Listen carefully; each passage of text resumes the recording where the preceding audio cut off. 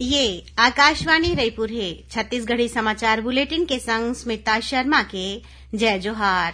अब आप सुनाओ आज के प्रमुख समाचार। विश्वभूषण हरिचंदन आज छत्तीसगढ़ के 9वां राज्यपाल के रूप में पद के शपथ लीन।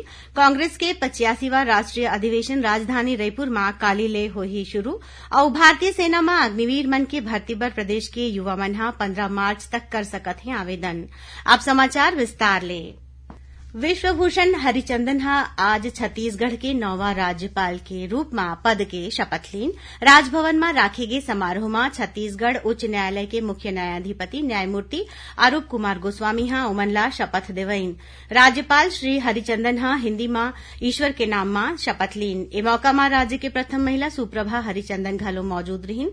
शपथ ग्रहण के बाद मुख्यमंत्री भूपेश बघेल, मुख्य न्यायाधिपति अरूप कुमार गोस्वामी, विधानसभा अध्यक्ष डॉ चरणदास महंत संग दूसर गणमान्य लोगन मन राज्यपाल ला गुलदस्ता देके अपन अपन शुभकामना दीन। शपथ ग्रहण समारोह के शुरुआत और समापन पारंपरिक पुलिस बैंड डहार ले बजाए गे राष्ट्रगान के संग होइस।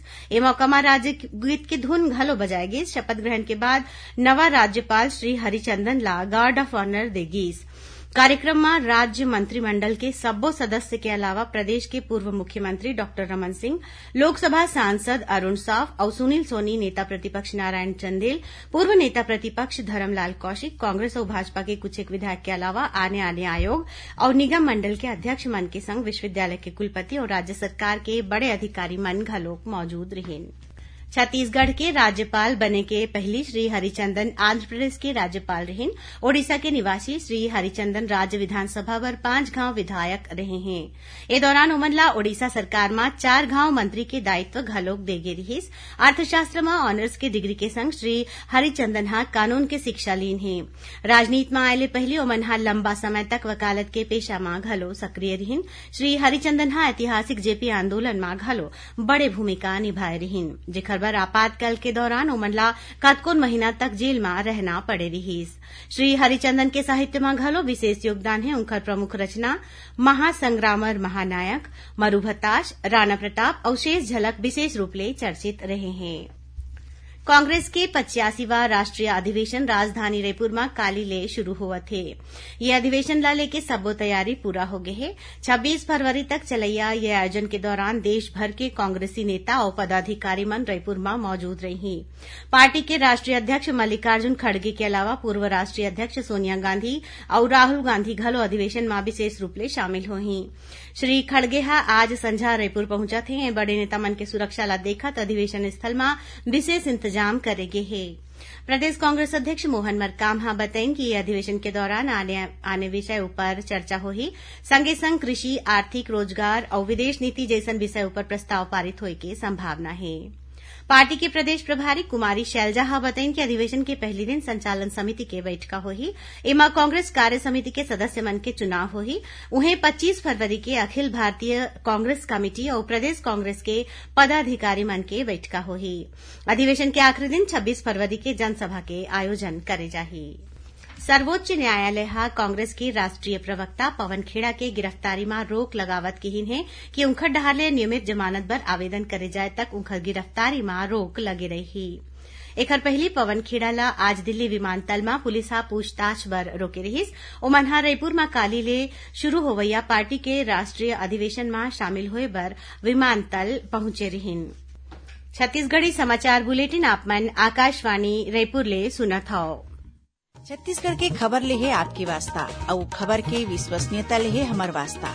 आकाशवाणी समाचार रायपुर के प्रादेशिक समाचार बुलेटिन के संगे संग हमार समसामयिक कार्यक्रम आप रेडियो के संग अपन मोबाइल में घलो सुन सकत हो। आकाशवाणी समाचार फेसबुक, ट्विटर और यूट्यूब में घलो हावय। हमार फेसबुक पेज हरे Chhattisgarh news on AIR, Twitter handle CGAIR news और हमार यूट्यूब चैनल हरे छत्तीसगढ़ AIR न्यूज। तो अब रेडियो के संगे संग आपके मोबाइल के माध्यम ले हम आप तक पहुंचत हन। छत्तीसगढ़ के हर खबर बर सुनत रहो आकाशवाणी समाचार। अब आगू बाढ़बो बाचे समाचार कोती। प्रधानमंत्री आवास योजना के हितग्राही मन ला मकान देवाए बर भाजपा डहर ले प्रदेश भर में मोर आवास मोर अधिकार कार्यक्रम चलाए जावत हे। एमा पार्टी डहर ले 24 और 25 फरवरी के आरंग में आवासहीन अधिवेशन के आयोजन करे जाही। आज प्रदेश के 11 ठन विधानसभा क्षेत्र में भाजपा कार्यकर्ता मन हा कांग्रेस विधायक के निवास के घेराव करे के प्रयास करिन। विरोध प्रदर्शन के दौरान पार्टी नेता मन हा कहिन कि छत्तीसगढ़ में करीबन 16 लाख परिवार प्रधानमंत्री आवास योजना के हितग्राही मन में शामिल हैं, फिर अभी तक एमा ले ज्यादा परिवार ला योजना के फायदा नहीं मिल सके है। भाजपा नेता मन हा एखर बर राज्य सरकार ला दोषी बताइन। प्रधानमंत्री नरेंद्र मोदी हा साउथ ईस्टर्न कोल फील्ड्स लिमिटेड SECL डहर ले सूरजपुर जिला के केनापारा क्षेत्र में अनुपयोगी खदान ला इको टूरिज्म के रूप में विकसित करे के प्रयास के सराहना करीन है। कोल इंडिया लिमिटेड हा देश भर के ऐसा 30 ठन खदान क्षेत्र ला इको टूरिज्म स्थल के रूप में बदले है। कोल इंडिया लिमिटेड डहर ले ए बखत अपन अनुपयोगी खदान ला इको पार्क और पर्यटन स्थल में बदले के दिशा में विशेष प्रयास करे जावत है।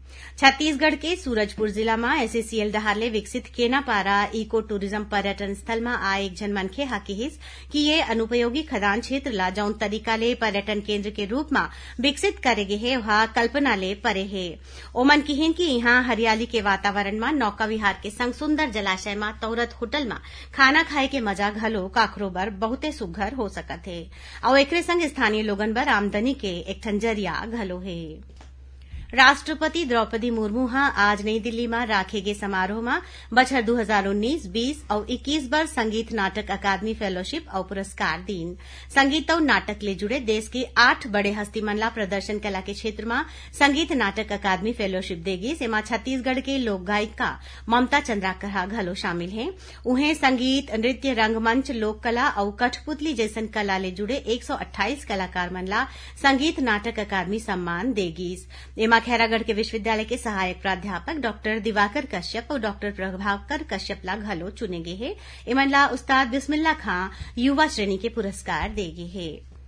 भारतीय सेना में अग्निवीर मन के भर्ती बरे बखत प्रदेश के आने जिला में युवा मन ले आवेदन ले जावत थे। एमा शामिल होए पर आवेदन की आखिरी तारीख 15 मार्च है। सेना में भर्ती के इच्छुक उम्मीदवार भारतीय सेना की वेबसाइट ज्वाइन इंडियन आर्मी के माध्यम ले अपन ऑनलाइन पंजीयन करा सकत हैं। अभ्यर्थी मन ला जरूरी जानकारी देबर आने जिला में हेल्प डेस्क घलो बनाए गे हवय। ये भर्ती रैली ले जुड़े ऑनलाइन परीक्षा के प्रश्न के नमूना लेबर अभ्यर्थी हेल्प डेस्क के ईमेल में संपर्क कर सकत हैं। इस संबंध में और ज्यादा जानकारी बर रायपुर के सेना भर्ती कार्यालय के टेलीफोन नंबर 077-129-65213 में संपर्क करे जा सकत है। प्रदेश भर के आंगनबाड़ी कार्यकर्ता और सहायिका मन हा अपन 6 सूत्री मांग ला लेके आंदोलन करत हैं। एमा राजधानी रायपुर संग्रह आने जिला में आंगनबाड़ी कार्यकर्ता मन हा धरना प्रदर्शन करत हैं। उनकर ये आंदोलन ला आने संगठन मन हा घलो अपन समर्थन दे हवय। यही कड़ी में प्रदेश के पूर्व मुख्यमंत्री डॉक्टर रमन सिंह अपन बालोद प्रवास के दौरान जिला के गुरूर गांव में आंगनबाड़ी कार्यकर्ता मन के धरना स्थल में पहुंचिन और ओमन ला अपन समर्थन दे जाए के घोषणा करेन। प्रधानमंत्री किसान सम्मान निधि योजना में हितग्राही मन ला अपन बैंक खाता में आधार संख्या ला जुड़वाए बर काली रायपुर जिला के सब्बो सहकारी समिति मन में शिविर लगाए जाही। कलेक्टर डॉक्टर सर्वेश्वर भूरे हा बताइन कि शिविर में हितग्राही किसान मन के बैंक खाता में आधार संख्या ला जोड़े के संगे नवा किसान मन बर क्रेडिट कार्ड घलो बनाए जाही। छत्तीसगढ़ राज्य हज कमेटी के चेयरमैन मोहम्मद असलम खान हा बताइन हैं कि भारतीय हज कमेटी के निर्देश के अनुसार सऊदी अरब सरकार डहले 12 बछर ले कम उम्र के लइका मन ला ए बछर हज यात्रा के मंजूरी नहीं दे जाही। आखिर में प्रमुख समाचार एक घाव फेर। विश्वभूषण हरिचंदन हा आज छत्तीसगढ़ के 9वां राज्यपाल के रूप में पद के शपथ लीन। कांग्रेस के 85वां राष्ट्रीय अधिवेशन राजधानी रायपुर में काली ले होही शुरू और भारतीय सेना में अग्निवीर मन के भर्ती बर प्रदेश के युवा मन हा 15 मार्च तक कर सकत हैं आवेदन। एकरे संग छत्तीसगढ़ी समाचार बुलेटिन इहे सिरावत है। जय जोहार।